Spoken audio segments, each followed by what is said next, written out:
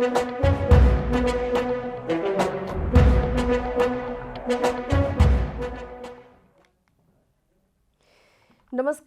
म प्रतिमा चौधरी। साँझ 6 बजेको प्रदेश समाचारमा स्वागत छ। सबैभन्दा पहिले प्रमुख प्रदेश समाचार।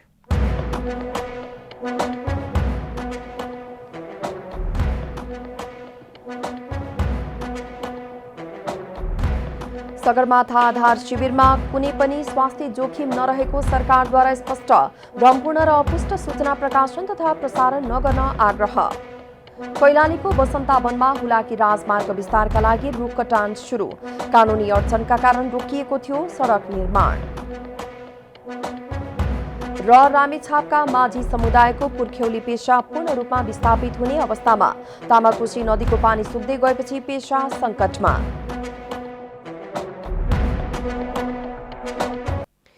अब पूरा समाचार। संस्कृति, पर्यटन तथा नागरिक उड्डयन मन्त्रालयले सगरमाथा आधार शिविरमा कुनै पनि स्वास्थ्य जोखिम नरहेको जनाएको छ। सगरमाथा आरोहणमा संलग्न केही आरोहीमा कोभिड-19 संक्रमण देखिएको भनी विभिन्न सञ्चार माध्यममा प्रकाशित समाचारप्रति मन्त्रालयले गम्भीर ध्यानाकर्षण भएको पनि मन्त्रालयद्वारा जारी गरिएको विज्ञप्तिमा उल्लेख छ। नेपालका केही तथा विदेशी सञ्चार माध्यमले सगरमाथा आधार शिविरमा कोरोना फैलिएको भन्दै पछिल्ला दिनमा समाचार प्रकाशन प्रसारण गरेका थिए। वसन्त यामको हिमाल आरोहणमा 79 देशका 86 आरोही समूहमा जम्मा 774 जना आरोहीले आरोहण अनुमति लिएका र सबै आरोही समूहले सगरमाथा सहितका पर्वतारोहण सम्बन्धी क्रियाकलाप सम्भव भएसम्म स्वास्थ्य मापदण्डहरू पालना गर्दै आरोहण अभ्यास गरिरहेको पनि मन्त्रालयले जनाएको छ। आधिकारिक निकायबाट कुनै जानकारी प्राप्त नभएको अवस्थामा सरकारी निकायसँग समन्वय र सम्पर्क नगरी भ्रमपूर्ण र पर्वतारोहीका परिवारमा त्रास फैलाउने गरी अपुष्ट सूचना प्रकाशन नगर्न तथा आधिकारिक निकायबाट प्रमाणित सूचना मात्रै प्रकाशित गर्न मन्त्रालयले सम्बन्धित सबैमा अनुरोध पनि गरेको छ। विश्वकीर्तिमानी आरोही कामिरीता शेर्पाले आफ्नो नाममा रहेको कीर्तिमान तोड्नु भएको छ। शुक्रबार साँझ 6 बजे सगरमाथाको चुचुरोमा पुगेसँगै कामिरीताले 24औं पटकको आफ्नो रेकर्ड तोडेर 25 पटक कायम गराउनु भएको हो। कामिरीताको नेतृत्वमा सगरमाथा आरोहणका लागि बाटो निर्माण गर्ने क्रममा उहाँ चुचुरोमा पुगेको आयोजक कम्पनी 7 समिट ट्रेकका प्रमुख मिङमा शेर्पाले जानकारी दिनुभयो।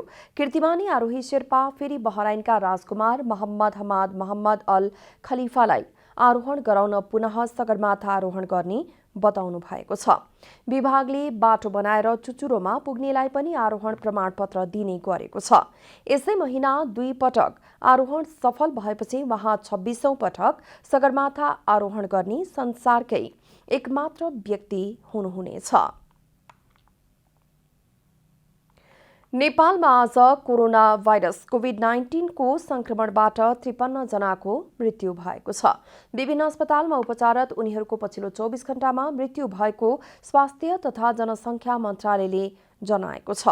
यससँगै नेपालमा कोरोना संक्रमणबाट मृत्यु हुनेको संख्या 3632 पुगेको छ। त्यस्तै विगत 24 घण्टामा थप 8418 जना संक्रमित थपिएका छन्। स्वास्थ्य तथा जनसङ्ख्या मन्त्रालयका अनुसार 17315 नमुनाको पीसीआर परीक्षण गर्दा 8287 जना र 989 जनाको एन्टिजेन परीक्षण गर्दा 131 जनामा संक्रमण पुष्टि भएको हो। यो सँगै सक्रिय संक्रमित संख्या 83493 पुगेको छ।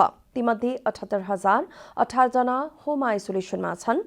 पछिल्ला दिनहरूमा नेपालमा कोरोना संक्रमणबाट दैनिक करिब 50 जनाको मृत्यु हुँदै आएको तथ्याङ्क छ।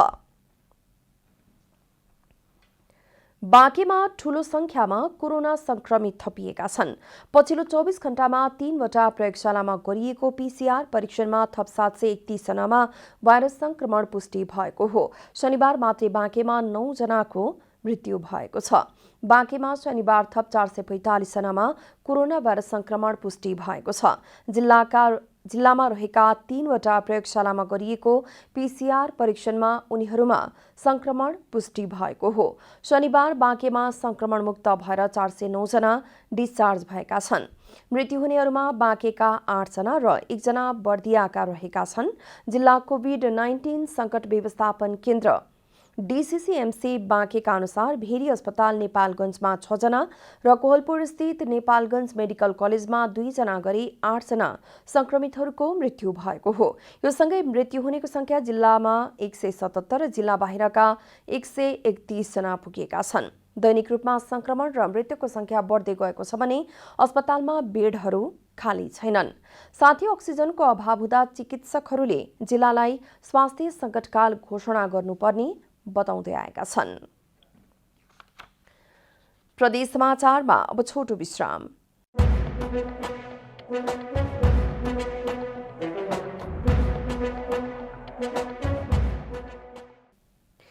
प्रदेश समाचारमा अब थप समाचार।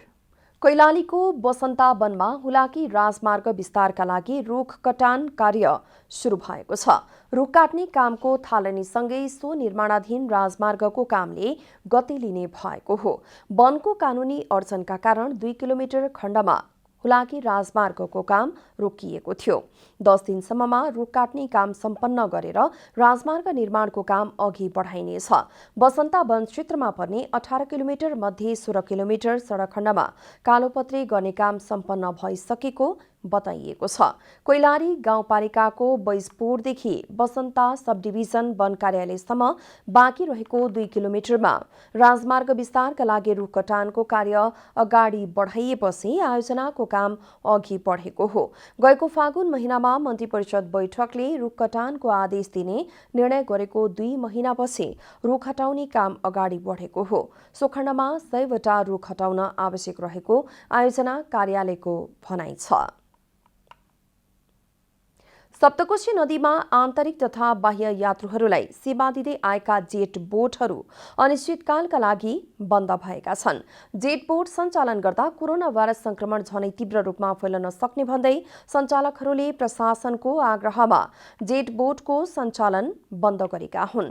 सप्तकोशीमा बराह क्षेत्र जल यातायात तथा पर्यटन सेवा प्रणाली, नेपाल रिभर ट्रान्सपोर्ट प्रणाली, बराह क्षेत्र मरिन एन्ड रिजोर्ट्स प्रणाली र Saptakoshi tourism and water transportation प्रणालीका गरी 7 वटा जेट बोटहरू दैनिक रूपमा सञ्चालन हुँदै आएका थिए।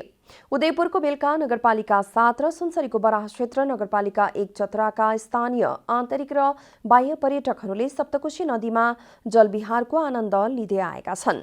जेट बोटको जलमार्गले उदयपुर, भोजपुर र धनकुटाको सिमाना सिम्मेसम्म छोएको छ।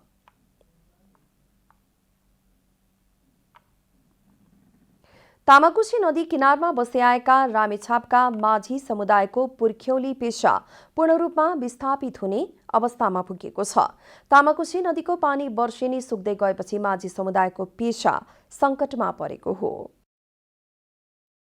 रामेछाप जिल्ला हुँदै बग्ने तामाकोशी नदीमा पानी वर्षेनी घट्दै गएपछि नदी किनारमा बस्दै आएका माझी समुदायको पुर्ख्यौली पेशा पूर्ण रूपमा विस्थापित हुने अवस्थामा पुगेको छ। तामाकोशी नदीमा पानी सुक्दै गएपछि डुङ्गा तार्ने, माछा मार्ने र मदिरा बेचेर जीविकोपार्जन गर्ने माझी समुदायको पुर्ख्यौली पेशा सङ्कटमा परेको हो।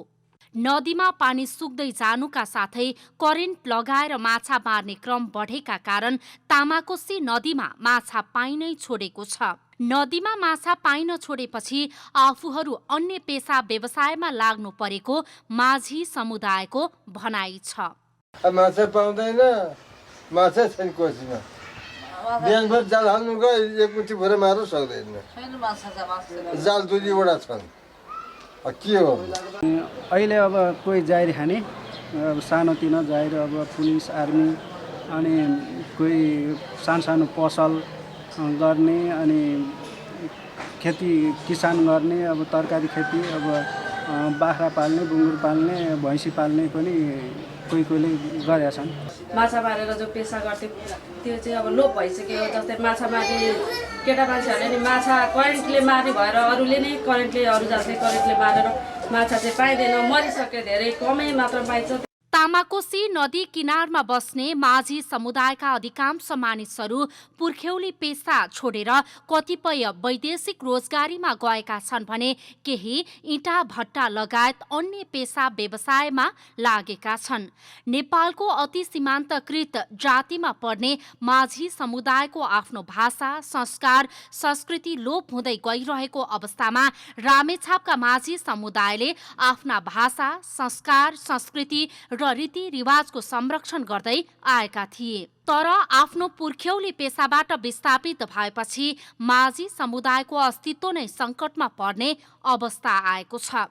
पुर्ख्यौली पेसा भन्नाले हाम्रो माछा मार्ने, डुङ्गा तार्ने गर्थे, तर अहिले अब तामाकोसी सुकेर सानो भएको छ, माछा छैन। त्यसमा पनि माछा मार्नेले अब करेन्ट लगाइरहेछ, सानसानो भुरा मारिरहेछ। छोरोल्पा तालमा शिर भएर बग्ने तामाकोसी नदीमा मापदण्ड विपरीत नदीजन्य वस्तु दोहन तथा हिमालमा हिउँ समेत कम पर्न थालेपछि नदीको सतह वर्षेनी घट्दै गएको छ। रामेछापबाट सुमित श्रेष्ठको रिपोर्ट। अन्त्यमा प्रमुख प्रदेश समाचार।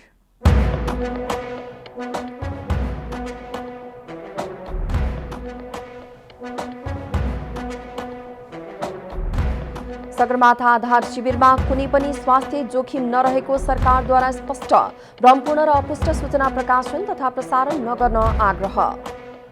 कैलालीको बसन्ता वनमा हुलाकी राजमार्ग विस्तारका लागि रुख कटान सुरु, कानुनी अडचनका कारण रोकिएको थियो सडक निर्माण।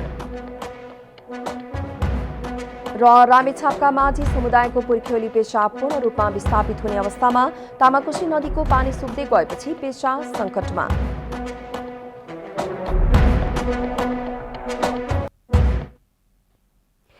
प्रदेश समाचार अहिलेलाई यति नै। जनताद्वारा जनताका लागि प्रसारित जनता टेलिभिजनका कार्यक्रमहरू युट्युब, ट्विटर, फेसबुक र हाम्रो वेबसाइट जनतासमाचार.com मा पनि पढ्न र हेर्न सक्नुहुनेछ।